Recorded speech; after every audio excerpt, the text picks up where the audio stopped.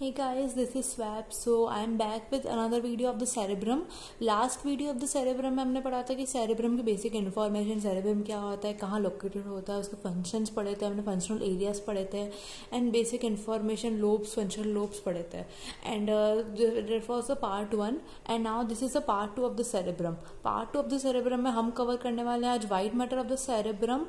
Also the white matter of cerebrum के साथ हम cover करेंगे basal nuclei of the cerebrum. So without any delay, one should get started. So let's see the white matter of the cerebrum. Cerebrum में जो white matter होता है, तो white matter of the cerebrum is made up of the several fibers. They are the several myelinated fibers.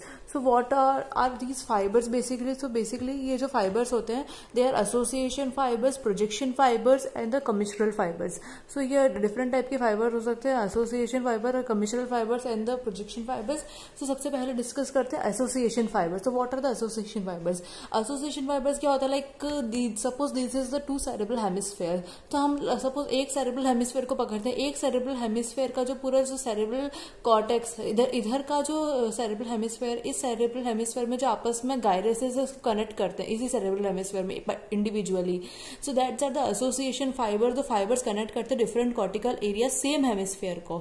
And ये जो association fibers हैं इनको हम further classify कर सकते हैं short association fibers में and the long association fiber. They can be classified as short association and the long association fibers. Short association fibers are what basically they connect the nearby gyruses. Like you can see, these are the connect the nearby gyruses. So this, if you will see this nearby gyruses, these are connected by the short association fibers here nearby यहाँ के gyruses. And suppose here it is gyrus and here one is gyrus. So these are connected by the long association fibers. And long association fibers को भी हम further different types में classify कर सकते हैं, like uncinate fasciculus, cingulum, superior longitudinal fasciculus and the inferior longitudinal fasciculus. And you can see this the diagram ऊपर जो है, these are the superior longitudinal fasciculus.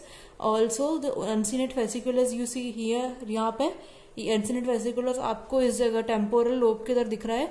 Superior longitudinal fasciculus you are seeing in the above this corpus callosum, and inferior longitudinal here इस तरफ आते हुए below the corpus callosum नीचे की तरफ. And also the cingulum. Cingulum is the cingulate gyrus connecting the cingulate gyrus to the parahippocampus. So these are the association fibers. So now after association fibers, let's talk about the projection fibers. So projection fibers क्या होता है? Like projection fibers एक जो cerebral hemisphere जो है, cerebral hemisphere से other parts of CNS पे जाते हैं. Like ये cerebral hemisphere है, वो यहाँ इधर के भी नहीं करते और इधर से इधर cerebral hemispheres के भी नहीं connect करते. In fact, they used to connect the cerebral hemisphere with other parts of CNS. Like example, they connect this cerebral hemisphere with the brainstem, like midbrain, pons, medulla oblongata, and also the spinal cord. और internal capsule भी जो होता है वो पूरा projection fibers का बना होता है, which we will read in the further lecture. And now let's talk about the another fiber, last type of fiber, which are the commissural fibers. So what are commissural fibers? अब commissural fibers क्या होते हैं? जो ये दो cerebral hemispheres को आपस में connect करते हैं. Like ये two cerebral hemisphere जो आपस में connect होंगे. These two are connected by this commissural fibers. So commissural fibers में भी हमको अलग अलग टाइप के fibers देखने को मिल जाएंगे. Like one is the corpus callosum, anterior commissure fibers और the posterior commissure fibers. So corpus callosum जो है वो सबसे largest commissure fibers है. The two cerebral hemispheres are connected to each other by a corpus callosum.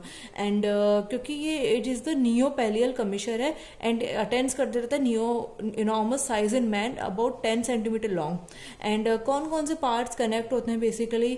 तो जो corpus callosum है वो सारे मतलब दो cerebral hemisphere को आपस में connect करता है, except जो lower anterior part है.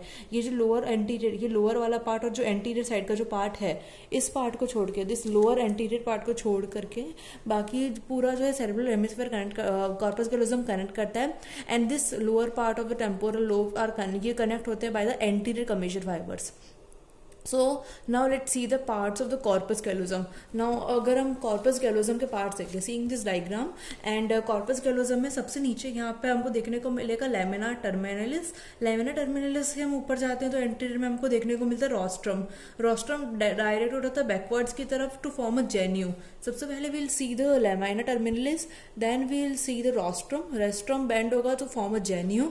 जेन्यू फर्दर कंटिन्यू होगा ट्रंक में, ट्रंक या फिर इसको मिडिल पार्ट या बॉडी भी बोल सकते हैं इसको, और ट्रंक के middle part at the end होता है ये through the splenium. So this is the splenium, and so these are the parts of the corpus callosum.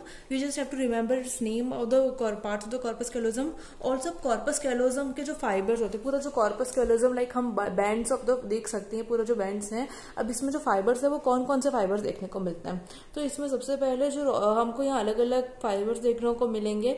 अब ऊपर की तरफ हमको सबसे पहले फोर्सेप्स माइनर फाइबर देखने को मिलेंगे जो फ्रंटल लोब की साइड है. जो फ्रंटल फोर्सेप्स माइनर देखने को मिलेंगे जो दो फ्रंटल लोब्स को आपस में कनेक्ट करते हैं. Suppose this is the two cerebral hemispheres, and two cerebral hemispheres के बीच में हमको यहाँ देखने को मिलेगा. Suppose this is the corpus callosum, and this corpus callosum का जो ऊपर वाला पार्ट है, like suppose this is the corpus callosum, and इसका जो ऊपर वाला पार्ट है दो फ्रंटल लोब को कनेक्ट कर रहा है. So these two connecting frontal lobes, this is by the forceps minor.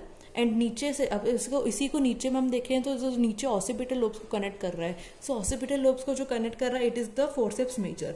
And also बीच में जो हॉरिजॉन्टली प्रेजेंट है, and that is a tapetum. Tapetum जो है वो ट्रंक में प्रेजेंट रहता है. जो horizontal fibres you can see this is the tapetum, and बाकी तो पूरा रोस्ट्रम है, the rostrum which connects the orbital surface of the two frontal lobes. So you can see we have seen the parts of the corpus callosum, also the fibres of the corpus callosum. और अगर we asked in exams like what is the functional significance of the corpus callosum, तो functional significance यही है, तो corpus callosum जो है वो दो सेरेब्रल हेमिस्फीयर की कोऑर्डिनेटिंग एक्टिविटी में लाइक हेल्प करता है. अब like if they don't connect, if suppose if it is not present, then they can't work like systematically. It helps to coordinating activities of the two cerebral hemisphere. So this is the topic cleared, white matter of the cerebrum along with the corpus callosum. If you have any doubts like then you can ask me in the comment section, or just and maybe you this topic is very simple. आपको doubts होने तो नहीं चाहिए इसमें, and if you have फिर भी आपको doubts है then you can ask me in the comment section or DM me at my Insta. And now seeing after the white matter of cerebrum, now let's talk about the basal nuclei. So about the basal nuclei, so this one is the topic basal nuclei. So basal nuclei क्या होता है, सबसे पहले तो देखें कि basal Nucleya जो है वो सब कॉर्टिकल, जैसे हमने सेरेबेलम में पढ़ा था. अब सेरेबेलम और सेरेब्रम को हम रिलेट करके पढ़े then it will be so easy. अब सेरेबेलम में जैसे मैंने आपको बताया था it's outer grey matter, inner white matter. Inner white matter में भी कुछ मासेस होते हैं ग्रे मैटर के जिनको हम इंट्रा सेरेबेलर न्यूक्लियाई बोलते हैं. और तो सेम हमारे सेरेब्रम में भी यही केस है. सेरेब्रम में आउटर ग्रे मैटर होता है, इनर वाइट मैटर, और वाइट मैटर के अंदर कुछ न्यूक्लियाई देखने को मिलते हैं हमको. उनको हम बेसिकली इंट्रा सेरेब्रल बोल सकते हैं, सेरेब्रल नहीं, इंट्रा सेरेब्रल न्यूक्लिया. और वी कैन से उनको पर्टिकुलर इंडिविजुअली नाम देख सकते हैं हम, they are the basal nuclei. So basal nuclei subcortical intracerebral masses है ग्रे मैटर में, जो एक्स्ट्रा पिरामिडल, जो which are the forming important parts of the extrapyramidal system. This line you can write for your the exam notes points, is important. And इसमें क्या क्या आता है, तो बेसल न्यूक्लियाई में फर्दर हम जैसे हमें इंट्रा सेरेबेलर न्यूक्लियाई देखने को मिल रहे थे, dentate nuclei, emboliform, globose and fastigial nuclei. तो बेसल न्यूक्लियाई हमको कौन कौन से देखने को मिलते हैं, बेसल न्यूक्लियाई हमको देखने को मिलेगा corpus striatum. So this corpus striatum if you see the corpus striatum further form करते, फर्दर इसमें आते हैं caudate nucleus and lentiform nucleus. And also इसमें कॉर्पस स्ट्रिएटम के बाद हमको देखने को मिलता है amygdaloid body and the claustrum. सो सबसे पहले डिस्कस करते हैं हम इसमें से corpus striatum, which is a very important. इसका diagram and the whole corpus structure is very important. So if you will see the basal nuclei, like suppose this whole what's a cerebrum. cerebrum के अगर हम depth में जाएंगे तो हमको जो corpus callosum वाला एरिया है, the lateral ventricle, around the lateral ventricle हमको यहाँ पे देखने को मिलेगा ये वाला this nucleus you are seeing. सबसे पहले इसमें अगर caudate nucleus, this is the caudate nucleus, light sky blue colour you are seeing. तो कॉर्डेट न्यूक्लियस क्या है, कॉर्डेट न्यूक्लियस एक सी शेप न्यूक्लियस या कॉमा शेप न्यूक्लियस है जो सराउंडेड होता है लेटरल वेंट्रिकल से. पूरा आपको लेटरल वेंट्रिकल दिख रहा है यहाँ पे. सो this is the lateral ventricle ventricle which surround the caudate nucleus, and उसकी जो concavity जो होती है caudate nucleus की, वो enclose करके रखती है. This is the thalamus, and also it encloses the internal capsule. So nucleus it consists of head. This thalamus you are seeing, this is head portion, this is body portion, and this is the last portion, this is the tail portion. So these are about the caudate nucleus. And हमने बोला था कि corpus luteum composed of the caudate nucleus and the lentiform nucleus. So now let's see the what is the lentiform nucleus. So lentiform nucleus एक lens shaped nucleus होता है जो emboliform जो just present near to the caudate nucleus. Like आप इस diagram में देख सकते हैं, ये this is the caudate nucleus, and caudate nucleus के अराउंड ये वाला जो न्यूक्लियस, ये पूरा जो न्यूक्लियस है, it is the lentiform nucleus. And one thing I forget to tell that lentiform nucleus further दो पार्ट्स में हम डिवाइड कर सकते हैं लेंटिफॉर्म न्यूक्लियस को. One is the putamen, one is the putamen you are seeing, and another is the globus pallidus. This whole part is the globus pallidus, globus and the putamen. And now again से let's see the lentiform nucleus. तो lentiform nucleus जो है वो एक length shape nucleus है present near और the यहाँ पे lateral to the caudate nucleus, and also it is divided into thin lamina. एक व्हाइट मैटर की थिन लैमिना इसको दो पार्ट्स में डिवाइड कर रही है. One is the globus and the other is putamen. Smaller larger part हमको देखने को मिल रहा है प्यूटामेन, और स्मॉलर पार्ट जो है वो छोटा छोटा, it is given the globus pallidus. So here we have done with the lentiform nucleus also. So now let's see the connection of the corpus striatum. अब कॉर्पस स्ट्रिएटम वगैरह से कुछ फाइबर्स निकलते हैं, एफेरेंट और इफेरेंट.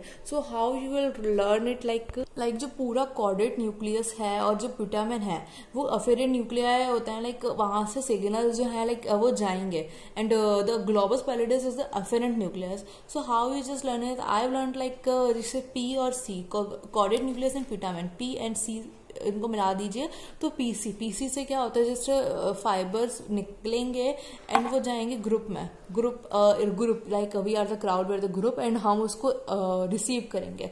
तो globus pallidus जो है it's the efferent GP, and the caudate nucleus C and P is where P or C you can say it is the afferent nuclei.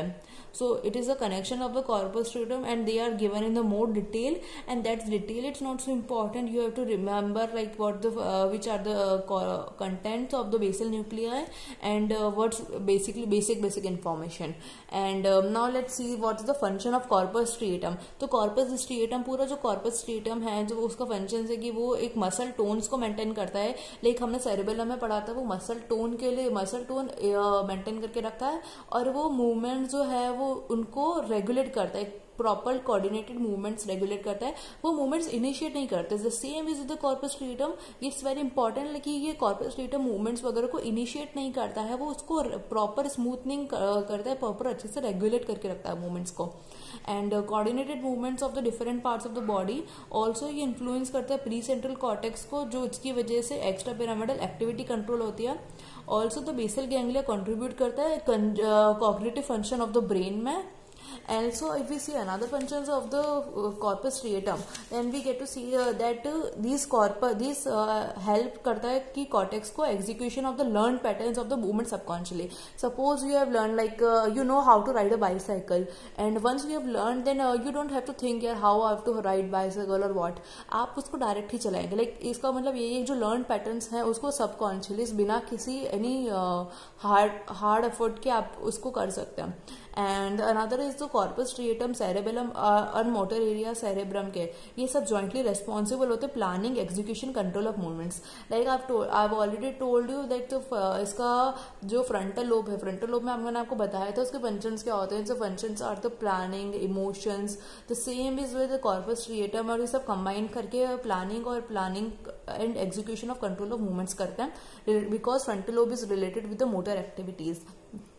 And another is the corpus striatum, cerebellum बिना किसी fibre sending के modify करते हैं spinal cord के affect को through projection of motor cortex and extrapyramidal fibers. And again this line I have already told you, this one is the most important. This basal ganglia and cerebrum जो है वो initiate नहीं करते movements को, वो movements initiate नहीं करेंगे. they used to alter the movements or used to adjust the motor commands. what the movements, जो movement already चल रहा है उसको adjust करेंगे, वो उसको correct कर सकते हैं, rectify कर सकते हैं.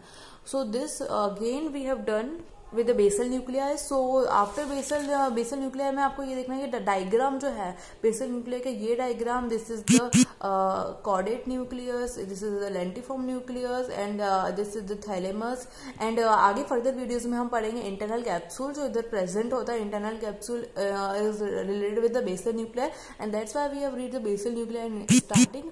And after this basal nuclei we will read about the internal capsule and the other topic. And also this diagram is very important, so don't forget this diagram also, and also this diagram. So these three diagrams are very important, so don't forget to make them in exams for the good marks. And so if you have any doubts, then you can ask me. I've already told you, just ask me. And so bye bye guys, keep learning, keep studying.